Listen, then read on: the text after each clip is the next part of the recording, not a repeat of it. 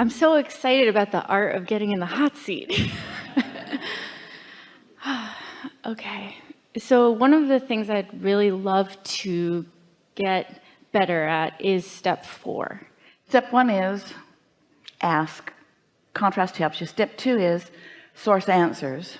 Step 3 is you get in the receiving mode. Step 4 is you're really good at being in the receiving mode. Funny that step 4 is just being good at step 3, but step 4 is just mastery of it. You care about feeling good and you're playing the satisfaction game. And then step 5 is really our favorite step. That's when you are back in a contrasting moment and you're still happy. The contrast isn't setting you off your game. You see it for what it is, the valuable thing that it is. Yeah. Okay, so then maybe it's more 4 to 5. So I've gotten fairly good at the first few steps a few days of the week. So there's 7 days a week, and don't pat yourself on the back too much. Step 1, that's a no-brainer.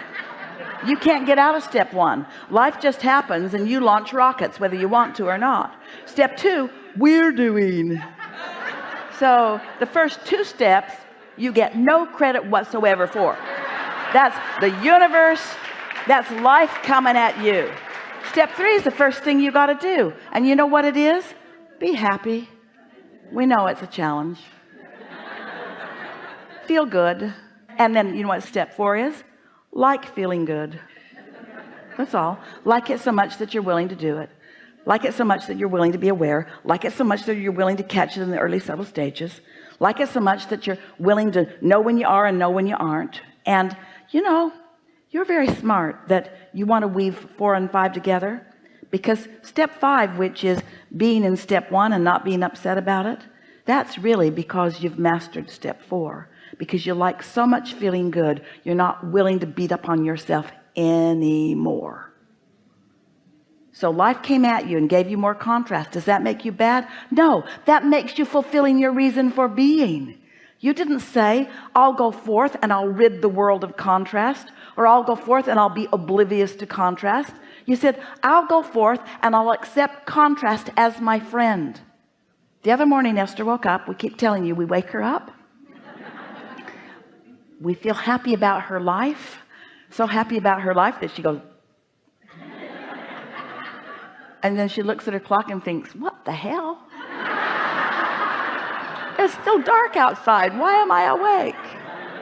It's us. And the thought that's in her mind is she sees the infinity sign or the eternity sign, call it whatever you want. So we said to her, because it was on its side, look at it and see one end of it is contrast and the other end of it is desire, or belief and desire, in other words, and see how it all fits together, and see how eternity is made up of knowing what you don't want and knowing what you do want, the contrast launching the desires, the question brings the answer and the problem brings the solution, how it all fits together. Make peace, feel appreciation for all of this contrast. So when new contrast shows itself to you because you want expansion, then thank the contrast that's shown itself to you, because as it shows you what you don't want, it shows you what you do want. You cannot be the eternal being that you are without all of that. Yes. And so doesn't it make you want to make peace with it? And there's some rascal upsets you and you think, that was rude and unnecessary. I don't like being upset. Or you could think, oh, you've just helped me launch another desire, another clarifying aspect to my expansion, which I must have because of all the things that I am. Eternal is the most significant. And without something that causes me to ask, then I would cease to be. And since I cannot cease to be, then thank you for the direction along the way. Thank you for the focus. For the focus that I get to now define. Thank you for the question or the problem that is now causing me to focus in the direction of the answer or the solution. Thank you for producing more impetus for my life, which I love. That's step 5. Yahoo! Somebody to hate for just a minute until I realize that's not who I am. So I got to work this out because I hate you because of the way you're behaving. When I look at you, I feel hatred because of who you're being. And I also feel disembodied from who I really am. I also feel complete disconnection from the love that is me. So now I got some things to think about. My hatred of you or the true love that is me, which means I either got to get my attention off of you or I got to find some things about you that I can appreciate. And as you find things to appreciate about the most egregious of beings, you come into true ownership of who you are, and the universe expands because you and they have helped you to focus into what is really wanted, you see. So Can you help me with a little more specifics on exactly that? yes, Okay, so I work out of the home 5 days a week, and that is where I'm able to flow fairly well. Then the other 2 days of the week I'm home. I have two beautiful children, and my elder son is on the severe end of the autism spectrum. So I already believe that we chose each other to expand and all of that, and I see the perfection in the situation. I know that this is for my benefit. when you step back far enough, you always see it. When you get up close to it, sometimes you forget. Yes. So being up close, and every day, every Monday through Thursday, I'm like, okay, tomorrow's Friday, and I'm going to master this. And You just said to us that step 4 is what you're after. And so isn't it logical that you would live in a situation where the mastery of step 4 is being helped along by day-to-day experience? okay, so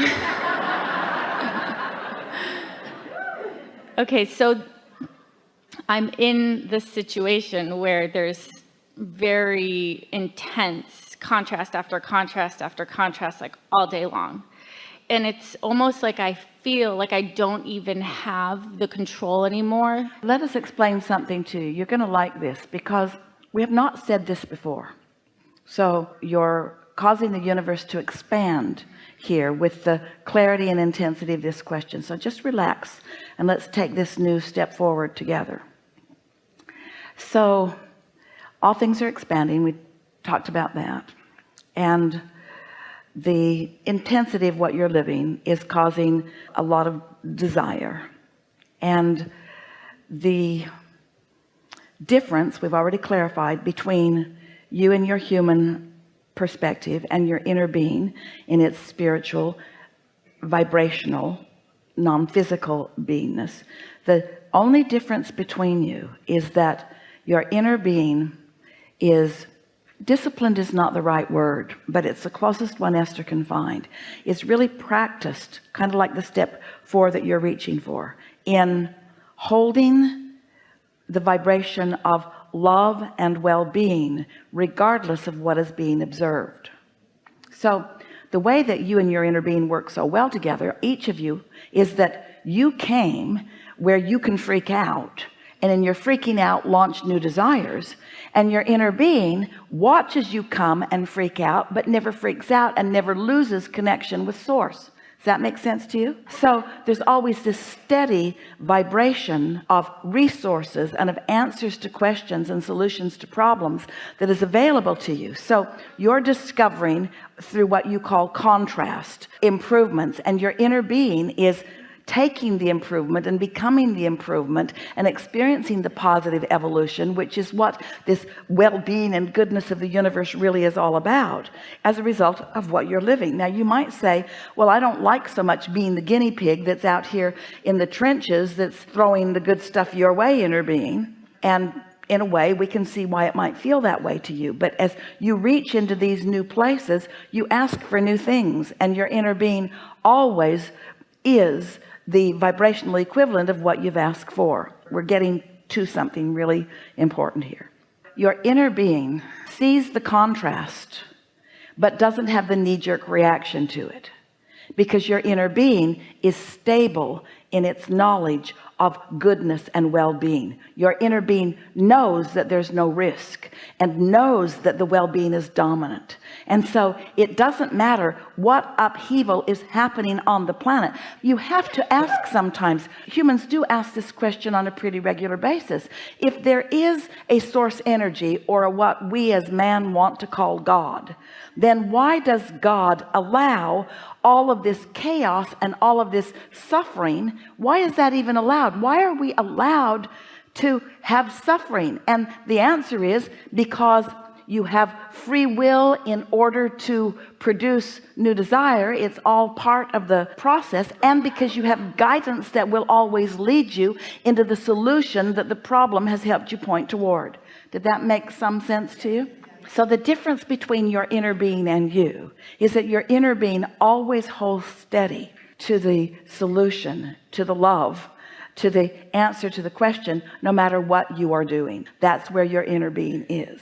So when your desire is as you just told us it was, when your desire is to feel the feeling of alignment more than it is to fix any problem, then you will see the problems as your inner being sees the problems, and instead of looking like problems, they will look like opportunities. Instead of suffering within them, you will revel within them. Are you following us at all? It's like Esther broke everything on an etagere. She was dusting, and one shelf got loose, and it broke the next and the next and the next, and all the treasures that they'd gathered for the first 10 years of their life together were all in a crumbled pile of broken glass. And Jerry, when he heard the crash, came running. He said, "Oh good, something to want." He saw no problem with a crumpled pile of glass, because it just meant there were a lot of empty shelves that could be filled with more treasures, and the fun of finding them is so delicious. You see. Helpful? Yes. Thank you. Pretty good.